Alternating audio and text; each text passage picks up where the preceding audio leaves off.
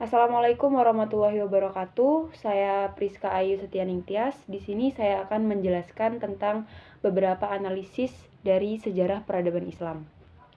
Yang pertama yaitu jelaskan dan analisis faktor-faktor utama yang menyebabkan kejayaan peradaban Islam pada masa dinasti Abbasiyah, terutama di bidang ilmu pengetahuan dan budaya.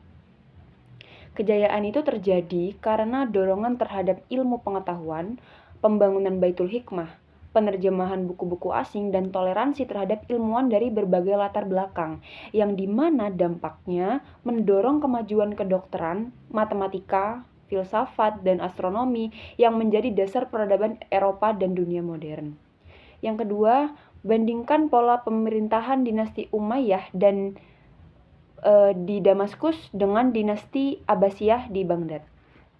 Bagaimana sistem kekuasaan mempengaruhi perkembangan politik dan intelektual umat Islam saat itu?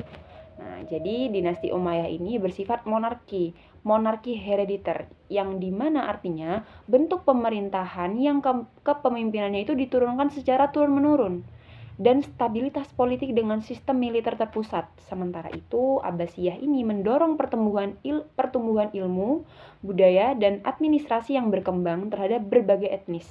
Dan di mana pengaruh sistem kekuasaan tersebut, Abbasiyah ini memfasilitasi dialog intelektual dan berkembangnya ilmu pengetahuan, sedangkan Umayyah ini lebih pada penegakan kekuasaan politik dan penyebaran Islam secara luas. Seperti itu. Yang ketiga, analisis peran peradaban Islam di Andalusia Spanyol sebagai jembatan ilmu antara Timur dan Barat. Apa kontribusinya terhadap Eropa dan bagaimana peradaban Islam Andalusia menjadi contoh toleransi dan multikulturalisme? Jadi, Andalusia ini menjadi jembatan transfer ilmu antara Timur dan Barat melalui terjemahan karya Arab ke Latin, yang dimana berkontribusi untuk menginspirasi Renaissance Eropa, yang tentunya Andalusia ini memperlihatkan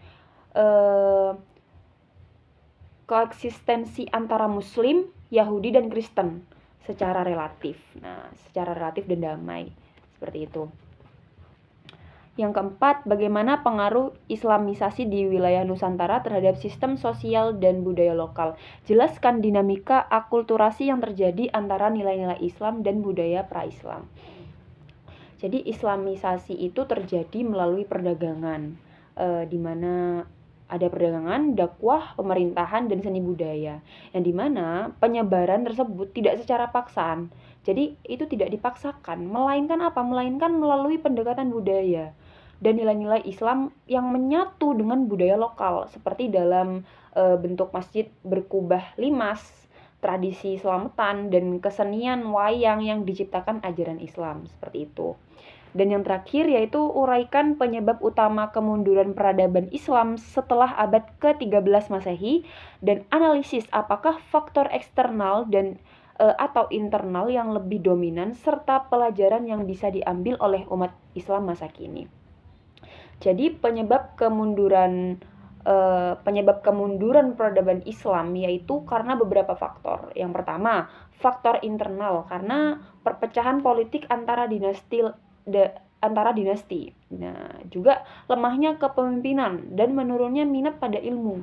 Yang kedua, ada faktor eksternal karena invasi Mongol, perang salib, dan kolonialisme. Jadi, maka dari itu yang bisa kita ambil dari itu pentingnya menjaga persatuan, memajukan pendidikan, dan keterbukaan terhadap perkembangan zaman bagi kemajuan umat Islam masa kini. Mungkin sekian analisis dari pertanyaan sejarah peradaban Islam. Jika ada kesalahan, maaf. Wassalamualaikum warahmatullahi wabarakatuh.